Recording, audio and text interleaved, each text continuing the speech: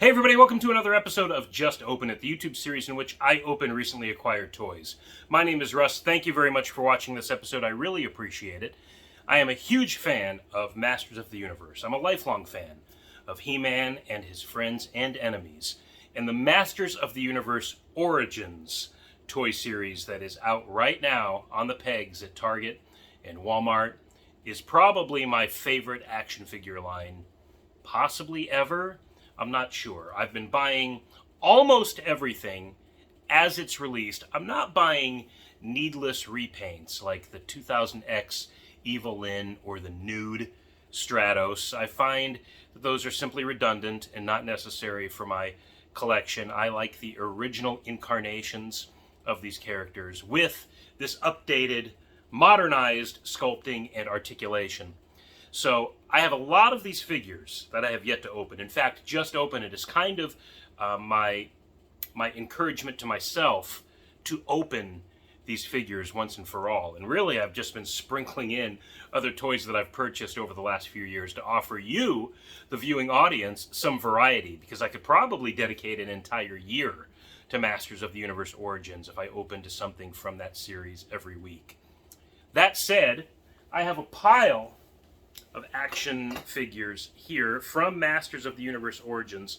I literally just grabbed a sampling from the stacks of these toys I have here in my living room and figured, you know what, I'm going to close my eyes, just grab one, and kind of surprise myself, and so you too could see my reaction as I learn which figure I'm opening. Obviously, I have two on top here that I can see clearly, Stinkor and Orko, but I'm going to close my eyes. I'm going to move things around here. I don't know what's what. I promise you this is legit. And it might look sloppy even, but for the sake of keeping this video interesting and different, I don't even know what I'm opening. I have completely lost track of the Orko and Stinkor. And I am going to open this figure right here. And she is the Eternian Goddess.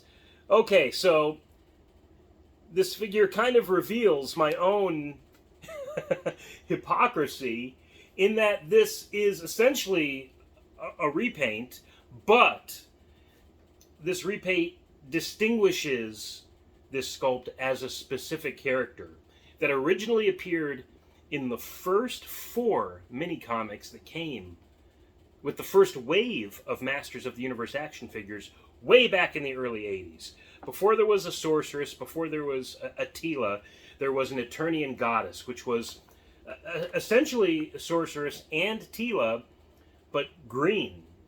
That was just the way the character was originally colored, I believe, in the original mini-comic that came with He-Man. And so Masters of the Universe Origins has paid homage to that character with this very figure that I'm going to open for you on this episode of Just Open It. So, who are my other options here? I had Beastman from the Lords of Power wave of Masters of the Universe. Lords of Power is what Masters of the Universe was almost called.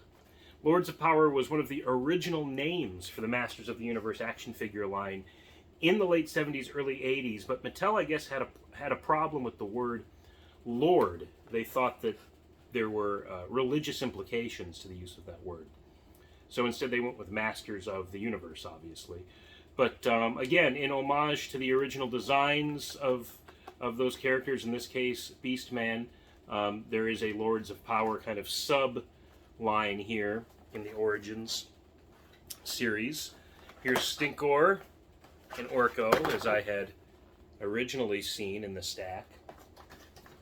And what's so fun about Stinkor, he's going to get his own video, I'm sure, but I just saw, really for the first time, is I just grabbed these figures off the pegs and run, basically. I'm so excited to find them when they're first released. But you can see that, the image of the kid recoiling at the stench of Stinkor, so we'll revisit that in the near future, I'm sure. And then, of course, Ninjor, which was one of the later releases in the original Masters of the Universe line, but an early release in this Origins series. And I think that was their attempt of That was their way of saying, you know what, there is no character that's more special than the other.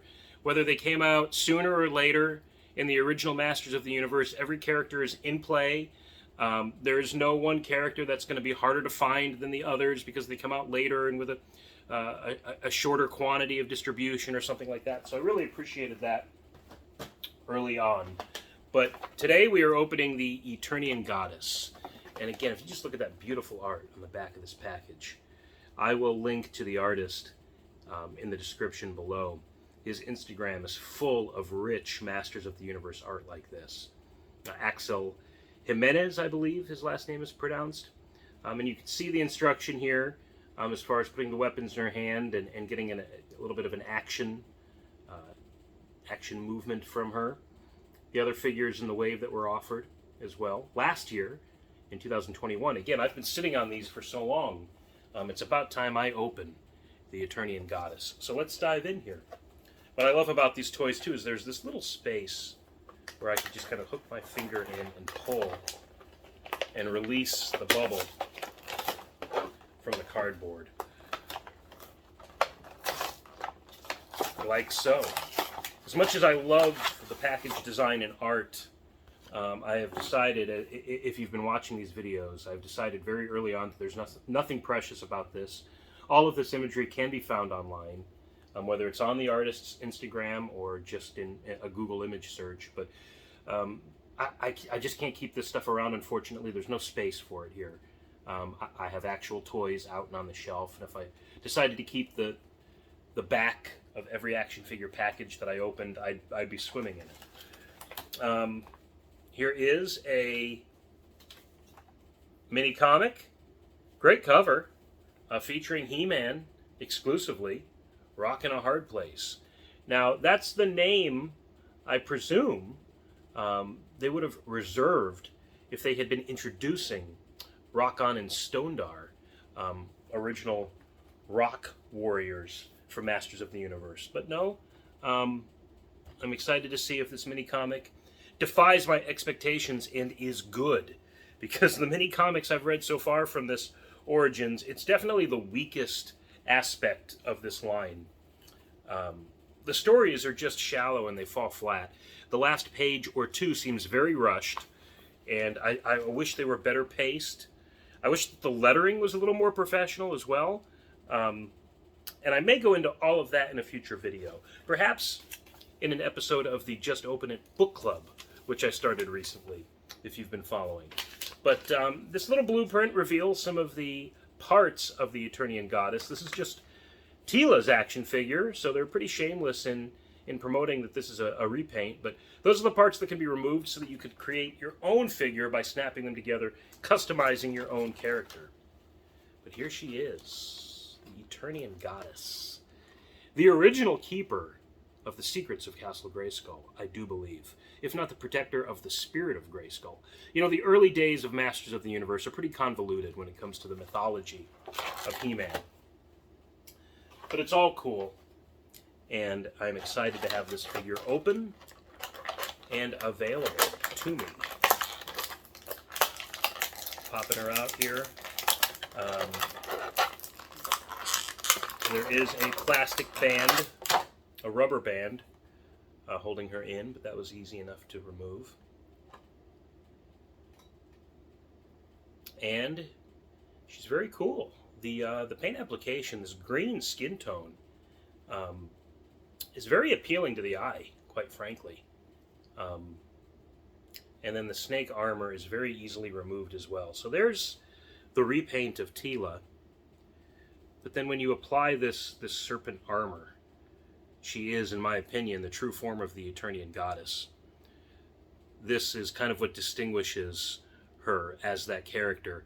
The original Teela that came out in the early 80s, I want to say 82, 83, was kind of this synthesis of two female character ideas that the original designers had. They had the sorceress and they had Teela, and they kind of just made her into one warrior goddess, hence that kind of nickname for Teela. On one hand, Teela is a warrior who, in the Filmation cartoon, was captain of the Royal Guard. On the other hand, as the sorceress, she was this goddess that had mystical or magical powers. So if the sorceress is the keeper of the secrets of Castle Grayskull and is an inhabitant of and a protector of and lives in Castle Grayskull, and Tila's over at the palace, captain of the Royal Guard, where is the Eternian Goddess in all of this? And I'd like to say that she's kind of like in league with Zodak. Maybe if there's an Eternian Illuminati, if I may use the phrase from the recently released Doctor Strange Multiverse of Madness. If there's an Eternian Illuminati, I would like to think that Zodak and the Eternian Goddess and maybe one or two other cosmic characters are on that dais. But hey, I'm not playing with these characters anymore, really, as I did when I was a kid. I open them, I pose them, they go on a shelf, and they certainly do play a part in my imagination, but I don't roleplay with them anymore. So here she is. Her weapons are very similar to Tila's, I presume, having yet to open Tila. I did open the sorceress in a past video, but it's interesting to open this character before Tila, because I'll be able to note their similarities at that time, which I presume are many. This is literally just a repaint, which is the exception to my rule of not buying repaints.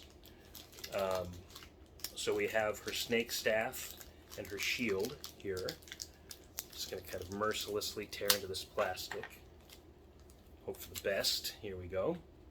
Love this serpent staff, man. It brings back such memories of holding this for the first time when I opened Tila as a kid. So there it is. Very cool sculpt. The shield as well. Simple, elegant, great design. Frankly, a better design than He-Man's accessories. Specifically, He-Man's axe lacks a lot of the detail that we remember from the original. But to put the shield in her hand like this, and the staff in her hand like that, and there she is, armed and ready for war against the evil forces of Snake Mountain. Or the Fright Zone, who knows? Or the Snake Men themselves, I presume, would be one of her long-standing nemeses. But there she is, folks, the Eternian Goddess from Masters of the Universe Origins. A glorified Tila repaint, but an excellent nod to the very original, kind of the first wave, almost the prototypical wave of Masters of the Universe mythology. And as a lifelong fan, it is fun and cool to finally have this character in my collection. Her points of articulation operate well, as I presumed they would. These are just excellently built figures. They offer a lot of posability. You could probably find some of the stop motion animation on Instagram or YouTube that folks have done. Mattel and other just fans alike have done. But these figures offer that kind of mobility. Here you can see, sure to charge. And the snake armor here has a little malleability. It's definitely a soft rubber, so that you can make a pose like that and not really worry about snapping or ruining it. But you could see kind of this charging pose here. Very fun, very cool. So, thank you again for watching this video. I really appreciate it. You know, you can follow me on Instagram at AmazingAZComics. I do self-publish my own mini comic book series called Amazing Arizona Comics. It satirizes local news, history, and culture with superhero adventure, but you don't have to live in Arizona to enjoy or appreciate it. A lot of the inspirations are nationwide news, different elements of our pop culture. So please check that out and tune in next time when I look at another stack of action figures here in my living room. I pick one up, either planned or randomly, and I say to myself, you know what? Just open it. I'll catch you next time.